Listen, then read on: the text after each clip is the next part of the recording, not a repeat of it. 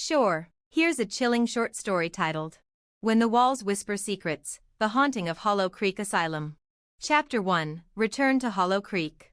No one visits Hollow Creek Asylum on purpose. Perched on the edge of a dying forest, its broken windows and collapsed wings make it look like a beast rotting where it fell. Abandoned for nearly 50 years, it had become a footnote in local ghost stories, until Elise Granger returned. Elise wasn't here for ghosts. She was here for answers. Her grandmother, Margaret Granger, had once worked at the asylum during its final, troubled years. Before her death, she left Elise a box of personal journals, all filled with half-mad ramblings about whispers in the walls and patients who were never admitted. A name appeared over and over in the pages, the Bleeding Woman. Elise was a journalist, known for her tenacity. Ghosts didn't scare her, lies did. And whatever her grandmother had uncovered at Hollow Creek had terrified her enough to write in cipher. So Elise broke in, camera, flashlight, and recorder in hand, intent on unraveling the truth. Chapter 2, Whispers. The silence inside the asylum felt unnatural. Dust hung in the air like mist, and everything was unnervingly intact. Chairs sat still in patient wards, rusted beds bolted to floors, sheets long rotted through. Yet it wasn't empty. It breathed. With every step Elise took, she felt the walls watching. Her flashlight flickered, not from bad batteries, but like something drew power from the air around her. Then came the whispers. At first, she thought it was the wind. Then she heard her name. Elise. She spun. Nothing. Elise, help her. She pressed record. Who are you? She asked aloud, her voice echoing off peeling paint. Find room 3C, the whisper rasped. She's still waiting. Chapter 3, Room 3C. The door to room 3C was painted red, not with paint, but with something darker, dried in streaks long ago. Elise's breath fogged despite the summer heat. She opened the door. Chains dangled from the ceiling. A mattress lay rotted in the corner. The walls were scratched with symbols, claw marks, and one chilling message over and over, she sees you. Her recorder crackled, distorting with static. Then, silence. A figure stood in the corner, pale, dressed in the tattered remains of a hospital gown. Blood poured from her eyes, staining her cheeks. She didn't move, didn't blink. Elise backed away, heart hammering, but when she turned to run, the door slammed shut. Chapter 4, The Bleeding Woman.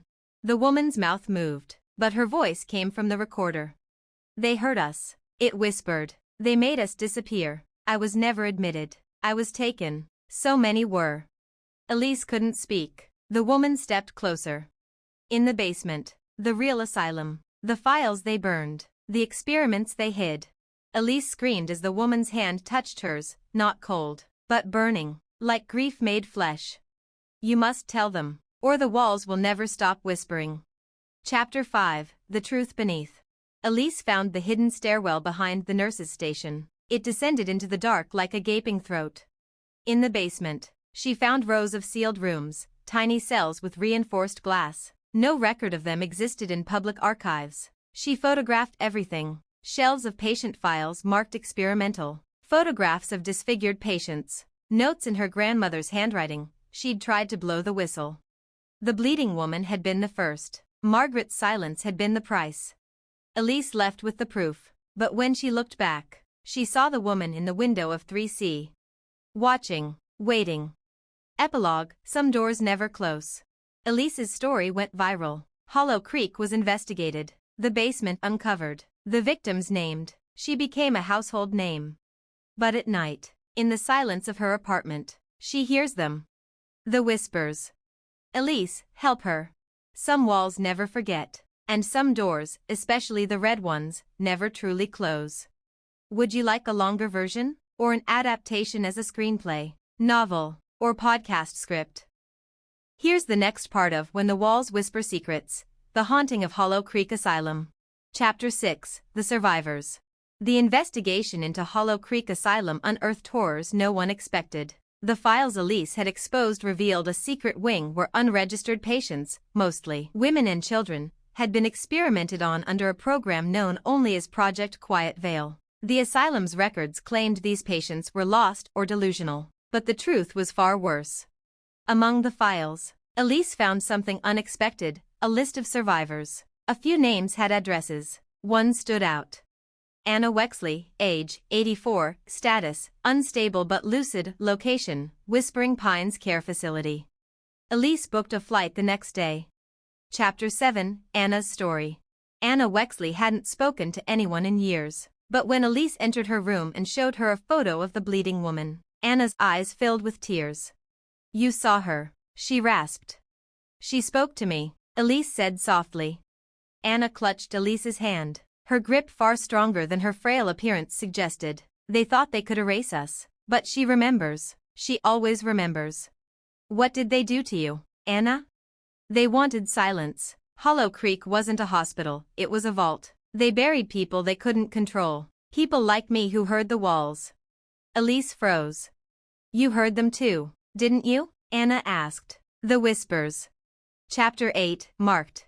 After visiting Anna, Elise began dreaming of Hollow Creek. The red door, the bleeding woman standing behind it, her voice growing louder. "You opened the door, now you carry the key." Elise woke with blood on her pillow, her ears bleeding. Doctors found nothing wrong, but the dreams intensified. The more she investigated, the worse it got. Whispers followed her into waking life. Walls in her apartment throbbed with voices. Mirrors fogged when she passed. She wasn't just documenting the haunting anymore. She was becoming part of it. Chapter 9, Return. She had to go back. Hollow Creek had been fenced off, deemed a federal crime scene, but Elise had already crossed worse lines. She entered at midnight. This time, she went straight to the basement. The Whispers welcomed her. They no longer said her name. They said, "Come home." She found a new door. It wasn't there before. Black wood, carved with symbols from room 3C. The key? It was her. The door opened. Inside was the bleeding woman, but she wasn't alone. The room was full of shadows, dozens of women, silent, watching. And Elise finally understood. They weren't ghosts. They were waiting. Chapter 10, The Vault. The bleeding woman approached her, no longer bleeding. Her face was serene, almost kind. "You are the voice. We are the truth." She placed her hand on Elise's chest. "You carry the vault now." In that moment, Elise saw everything. Experiments in silence, minds broken, spirits trapped. The walls themselves turned into prisons for the forgotten. And the bleeding woman? She was their memory. Elise collapsed, screaming. When she woke, she was outside the asylum, alone. The red door was gone. So were her recordings. So was her voice. Epilogue, Whispers without end. Elise never wrote again. People say she wanders sometimes, staring at walls, mouthing things no one hears, but if you listen close, when she walks past, you'll hear them too. The Whispers. They're not haunting her anymore. They're speaking through her. And now the walls whisper in every town, every hallway, every asylum still standing. Because the vault is open. And the bleeding woman is no longer alone. Would you like a final chapter that closes the arc, or opens it further for a sequel? Here's the final part of When the Walls Whisper Secrets, The Haunting of Hollow Creek Asylum, a chilling end that answers one question while opening another. Final chapter, The Archivist. 10 years later, Hollow Creek Asylum is gone, bulldozed, paved over, forgotten again. But Elise Granger is not. Her case is still discussed in dark corners of the internet. A once rising journalist who vanished into madness. Her last known words were scratched into her apartment wall with her fingernails. The vault never closes. No one has seen her since.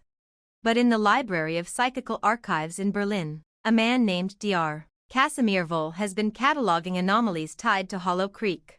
Whispers captured on untouched cassette tapes. Drawings made by children of a red door with a woman inside. Sudden muteness in visitors who enter long-abandoned hospitals. Each case is labeled with the same stamp, E.V. Entity, Vault. He believes Elise didn't go mad. He believes she became something else. One night, while reviewing a recording from a psychiatric ward in Argentina, he hears it clearly. A voice. Dr. Voll, we remember you. The tape had never been opened. And as he rewinds it, the lights flicker. The walls breathe. And far away, Beneath whatever ground now covers Hollow Creek, a red door appears again. Waiting. Postscript, Legacy of the Whispering Walls. They say if you dream of the bleeding woman 3 nights in a row, you're marked. Not for death, but for memory. Because she doesn't want to hurt you. She just doesn't want to be forgotten. And now, maybe you've heard her too. Would you like a spin-off? A prequel about Project Quiet Veil? Or a companion story from another character's POV, like Margaret Granger or Dr. Vole? Great choice. Here's the spin-off/prequel to When the Walls Whisper Secrets, The Haunting of Hollow Creek Asylum, told from the perspective of Elise's grandmother. Project Quiet Veil, Margaret's Confession. Journal entry, April 3, 1962. Hollow Creek Asylum. They brought in another girl today. No name, no file, just a patient number, QV017. She screams at night, but the doctors say it's neurological misfiring. I think it's fear. Raw, animal fear. She cries about voices in the walls. I used to think that was metaphor. Not anymore. They've moved her to Ward V, a wing that doesn't exist on the floor plans. They told me never to speak of it. So I write instead. Entry, May 12, 1962. Dr. Kessler asked me to observe QV017 for signs of transfer receptivity. They believe she can hear things none of us can, that she absorbs the emotions around her, even the ones people try to suppress. Today, she looked me in the eye and said, "They'll bury me, but I'll be the one who remembers you." Later, she carved a symbol into her cell wall, a door, with blood. Entry, June 1, 1962. I now know what Project Quiet Veil is. It's not research. It's not medicine. It's containment. They're collecting people who can hear the walls, the sensitive, the empathic. They're trying to silence them, not to help, but to seal something inside them. And every experiment fails. Because the vault wants to be remembered. And those who hear it become its vessels. Final entry, September 17, 1962. They've begun watching me. They know I've seen the door, the one in 3C, behind the red curtain, through the fake panel. I saw her. She's not dead. She's not even truly alive. She's in between, an echo forged from every patient they tried to erase. They call her the bleeding woman, but I know her name. It's Elise. No, not my granddaughter. Another Elise. The first. The original vault-bearer. I don't know what this means. But if my own Elise ever finds this place, she must not open the door. Even if it whispers. Especially then. Undated addendum. Found burned around the edges. If you are reading this, you've already heard them. Run if you can. But if not, remember this. Do not speak to the walls. Do not trust the mirrors. And never, ever answer when she calls your name. Would you like to continue with a companion story from Dr. Kessler's point of view, or explore a modern investigation into Project Quiet Veil's other facilities? Excellent, let's continue with a companion story from Dr. Kessler's point of view, diving deeper into the origins and purpose of Project Quiet Veil. Project Quiet Veil, Dr. Kessler's report. Confidential file. Subject, Project Quiet Veil, Internal Report Number 9. Author, Dr. Adrian Kessler, Director of Neuropsychic Research. Date, October 23, 1962. Status, for eyes only, level Omega clearance. Section I, Statement of Purpose. Project Quiet Veil was commissioned under federal directive following the silence incident of 1958. Survivors exhibited memory bleed, dissociative hallucinations, and auditory contamination, transmitting shared trauma through proximity. In layman's terms, they made others remember things they never experienced. These patients were carriers of psychic imprinting, conduits. Our task was to isolate, study, and neutralize this phenomenon. Section 2, Primary Subjects. By mid-1961, we had catalogued over 40 individuals showing signs of empathic contamination. Of those, 19 were deemed stable enough for controlled testing. But one subject, QV017, Elise, presented an anomaly. She wasn't just a conduit. She was a condenser. When other patients were near her, their hallucinations synchronized. Nightmares became shared. Whispers matched in pitch and phrase. She was amplifying them. Or perhaps more accurately, she was hosting them. Section 3, Containment Protocols.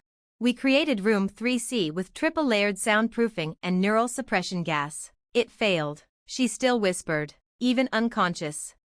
We stopped recording her voice. Too many staff became unstable. Nurse Margaret Granger reported dream bleeding and began writing symbols she had no previous exposure to. She was removed from Ward V and reassigned to surface level. I should have terminated her employment. I didn't. A mistake. Section 4, The Vault Hypothesis. Around this time, Elise began referring to herself in the plural. We remember. She lives in the red. The vault is not a place. It's a memory with teeth.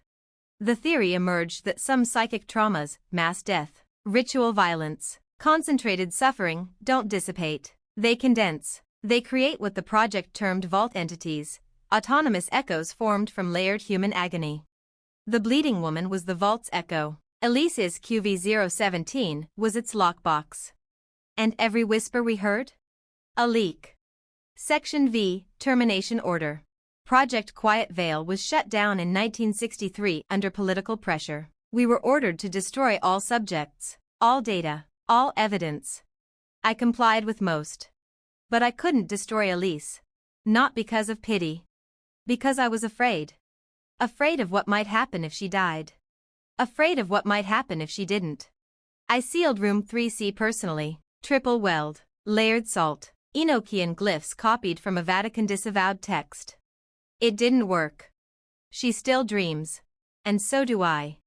Section 6, Addendum, Unfiled. If you're reading this, it's because Hollow Creek fell. Someone found the red door. And she spoke again. You cannot stop her. You can only contain the memory. So burn this report. Forget the name Elise. Forget the number 3C. Forget me. Because if you remember, she will know. And if she knows, she comes. Would you like to explore the Vatican's black archives that provided the glyphs, or follow a modern-day researcher discovering this report? Let's continue with a modern-day researcher discovering Dr. Kessler's report, a new thread that pushes the mythos of Project Quiet Veil and the Bleeding Woman into the present day. The Archivist's Curse, a modern sequel in the Whispering Walls saga. Chapter 1, The Black File. Dr. Lena Moreno didn't believe in ghosts. A historian of anomalous Cold War programs, she specialized in uncovering declassified psychological warfare projects. She'd seen it all: mind control experiments, psychic testing, and brutal institutional cover-ups. But nothing prepared her for the Hollow Creek file. It wasn't in any official archive. It arrived in a battered envelope with no return address. Inside were brittle yellow pages, marked Kessler Report Number 9, Project Quiet Veil, Omega Eyes Only. The ink smelled like ash. The final page read, Forget me. Forget the name Elise. Forget the number 3C. Lena, of course, did not. That night, she dreamed of a door painted red. Chapter 2, The Whisper Test. Lena digitized the files and ran keyword scans. Most terms were meaningless, but vault entities and Dreambleed had obscure hits in Vatican-sealed texts, redacted CIA files, and unpublished notes from a fringe psychic researcher in Argentina, who vanished in 1981 after scribbling only one phrase. It moved into the walls. Out of curiosity, or arrogance, Lena recreated an audio sample from the text. Using AI voice synthesis, she reconstructed what Elise might have said. The vault is not a place. It's a memory with teeth. She played the file once. Just once.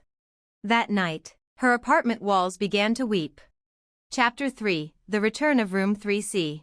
The red door appeared in Lena's dreams every night. On the 7th night, she found herself standing in the hallway of Hollow Creek, even though it was gone. Razed to the ground, it was restored, perfect, and pulsing with warmth like a living thing. Room 3C stood open. Inside, a mirror. In the reflection, herself, but with bleeding eyes. When she woke, she had scratched 3C into her bedroom wall in her sleep. And the whisper followed her into daylight. You read it. You know it. Now you carry it. Chapter 4, The Infection. Lena tried to warn her colleagues. 3 laughed. 1 listened. The next day, The one who listened was found muttering in a university restroom, carving a red door into her arm. Lena fled to a monastery in Spain that kept forbidden records. She begged to see the Codex Sanguinis, a 15th-century tome said to record human interactions with memory wraiths. Inside, sketched in blood and ink, was a symbol she had seen before. The vault. The red door. The woman who bleeds memory. And in the margins, she is not a ghost. She is what you become when you are not allowed to be forgotten. Chapter 5, Becoming. Lena no longer sleeps. She no longer writes. She listens. And sometimes, if you're near her, the walls around you will whisper, not from echoes, but from memory. She travels now. Quiet places, old asylums, forgotten war bunkers, abandoned churches. She's mapping something no one else sees. A network of doors. Each marked with 3C. Each sealed with blood. Each pulsing with her. The bleeding woman. Not Elise. Not anymore. The vault is open. And Lena is its new archivist. Would you like to follow Lena as she investigates another vault site? Or shift to someone trying to stop the vault's spread, perhaps a Vatican hunter, or a whisper survivor? Let's press deeper into the mythos, this time from the perspective of someone trying to stop the vault's spread. Enter, the Vatican's last line of defense. The Silence Order, Hunter of the Vault. Prologue, the man with no voice. In a stone chamber beneath the Vatican, far below the papal archives and buried beneath centuries of exorcist records, lives a man known only as Brother Ilarion.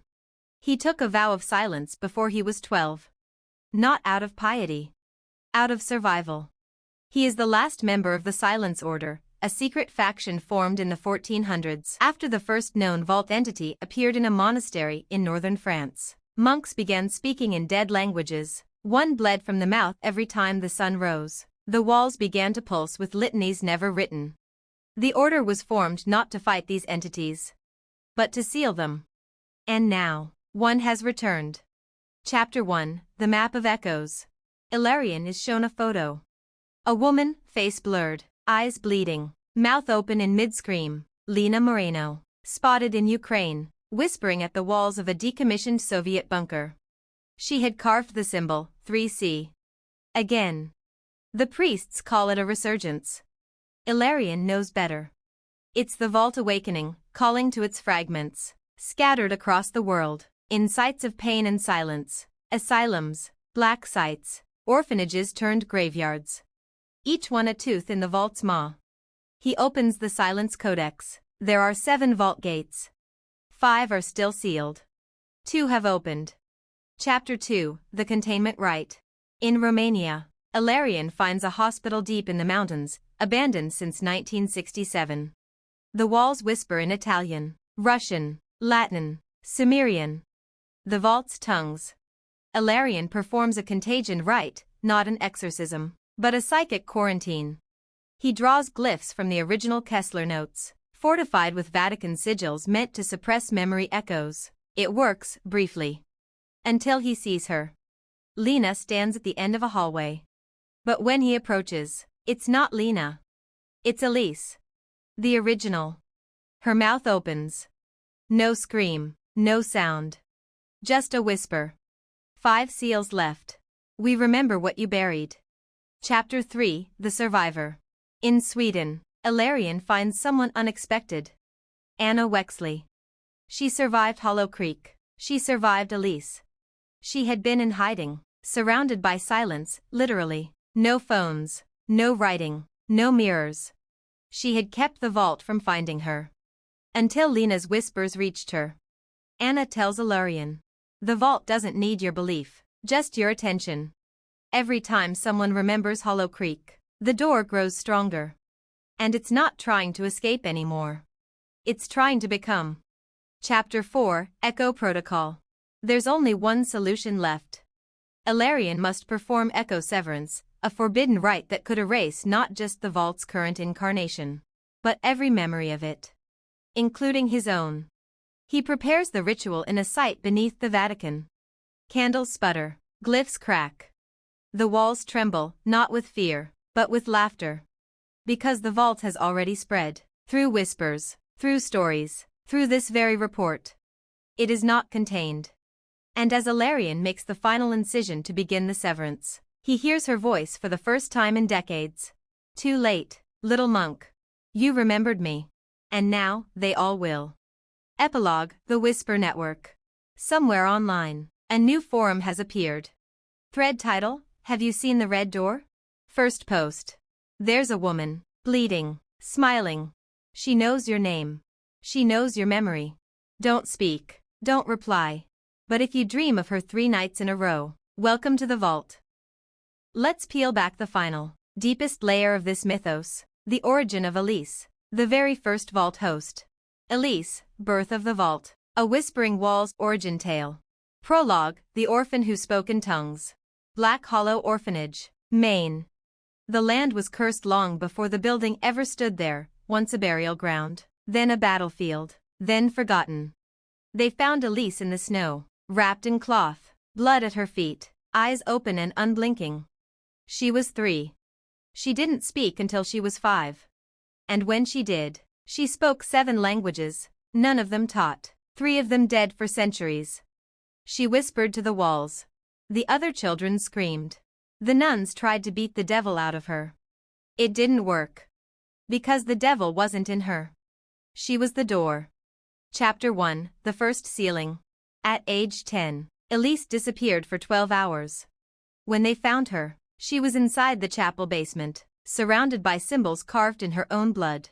A perfect circle of silence. One nun went mad just stepping over the threshold. Another gouged out her own ears. Elise said, simply, "The pain has to go somewhere. I remember for them."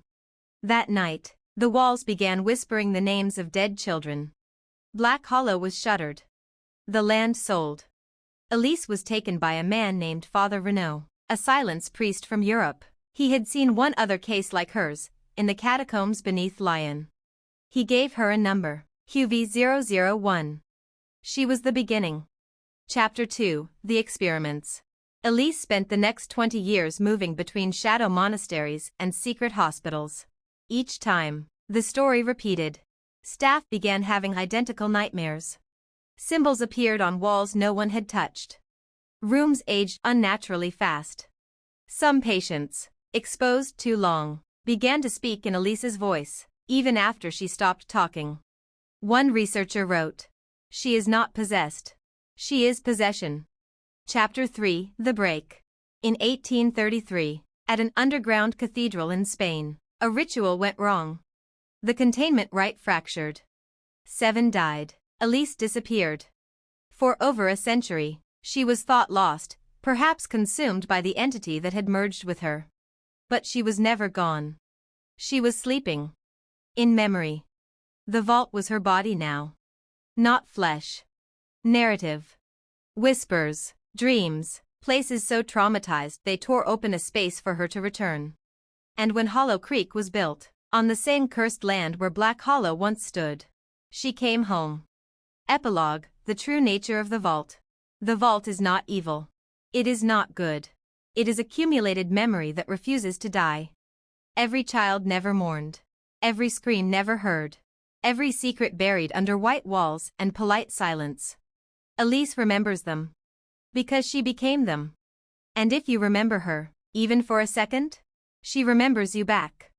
Would you like the next part to explore how Elise entered Hollow Creek in 1958, or pivot to a present-day global crisis where the vault is no longer hiding, it's awakening across multiple cities? Let's peel back the final, deepest layer of this mythos, the origin of Elise, the very first vault host. Elise, birth of the vault, a Whispering Walls origin tale. Prologue, the orphan who spoke in tongues. Black Hollow Orphanage, Maine. The land was cursed long before the building ever stood there, once a burial ground, then a battlefield, then forgotten. They found Elise in the snow, wrapped in cloth, blood at her feet, eyes open and unblinking. She was 3. She didn't speak until she was 5. And when she did, she spoke 7 languages, none of them taught, 3 of them dead for centuries. She whispered to the walls. The other children screamed. The nuns tried to beat the devil out of her. It didn't work. Because the devil wasn't in her. She was the door. Chapter 1, The First Sealing. At age 10, Elise disappeared for 12 hours. When they found her, she was inside the chapel basement, surrounded by symbols carved in her own blood. A perfect circle of silence. One nun went mad just stepping over the threshold. Another gouged out her own ears. Elise said, simply, "The pain has to go somewhere. I remember for them." That night, the walls began whispering the names of dead children. Black Hollow was shuttered. The land sold. Elise was taken by a man named Father Renaud, a silence priest from Europe. He had seen one other case like hers, in the catacombs beneath Lyon. He gave her a number, QV001. She was the beginning. Chapter 2, The Experiments. Elise spent the next 20 years moving between shadow monasteries and secret hospitals. Each time, the story repeated. Staff began having identical nightmares. Symbols appeared on walls no one had touched.